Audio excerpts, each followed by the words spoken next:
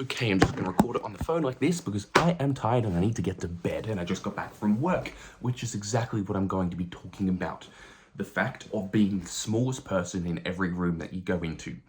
Because coming here to London, I've had to build lots of networks, go to lots of events, trying to meet as many cool people as possible, to hopefully make friends, hopefully build colleagues, work together with people, learn, whatever it may be.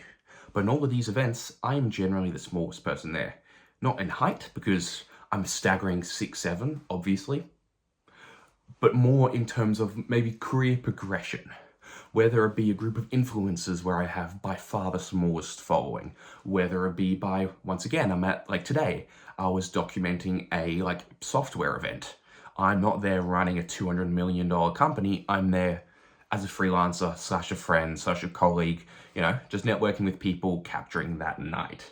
But it's a very fun position to be in because you have nothing to lose. And because you don't know these people don't know you, you can tell whatever story you want. That's still story being a true story, but it's refreshing to be able to start new. Because when you kind of grow up around the same sort of people, which is great, it's great to have those people that know you well and that you can hang out with, and it's great.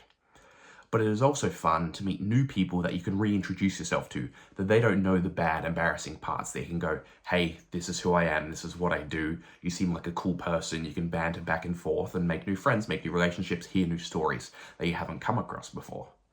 And this you can do, once again, when you are the smallest person in the room. You can find ways to stand out that aren't as simple as, I have the biggest company, I have the biggest following. Because once again, no labels have been attached to you because no one knows who you are. So you can do whatever you want. And that is extremely satisfying. When I have been at the event in New York, when I was at the event, the retreat in London, I brought my magazine along, and that was a hit for a lot of people because they're like, whoa, a physical, tangible thing that's really unique, because a lot of people, they produce a lot of digital content.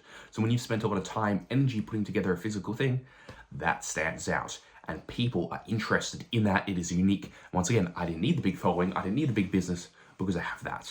And then the event tonight, I didn't really have any of those things. I had a camera and I was walking around, and that's a point of conversation. People are like, oh, you do video? I'm like, yeah, I can do that. If you need help, I can help you out. Then we might have a bit of a chat about certain topics, it can lead into something else, and then, yeah, we'll have a good back and forth. But it is really fun to go to these things and just network, just chat with people, because I was tempted not to go to tonight. And then my friend texted me being like, hey, there's some more opportunities you may get if you go here. And I was like, cool, okay, I'll show up. And I definitely don't regret it. Yes, I got some free pizza at the end. Lovely, I was able to feed myself dinner at the food and venue. I definitely didn't smuggle out some cans of Coke. But the point being, just by showing up, just by being charismatic, just by chatting with people, having a good time, making friends, you're not trying to pitch or sell them on something, you're just saying, this is who I am, what I do.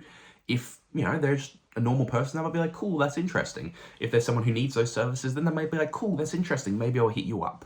So just putting yourself out there, just starting conversations with people, not desperately trying to get jobs or attention or whatever.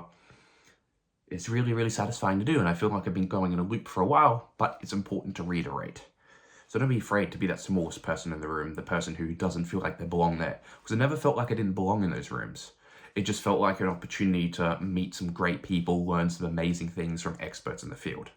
So view it as that. Don't think, what am I doing here? I'm an imposter. Think, wow, this is great. I've managed to swindle my way in here. Let's see the opportunities I can garner while I am. Because what's the worst that can happen? They're going to ask you to leave? Cool. They don't. But even if that did happen, well, you've had those couple of minutes or couple of hours there anyway, so you've still gained.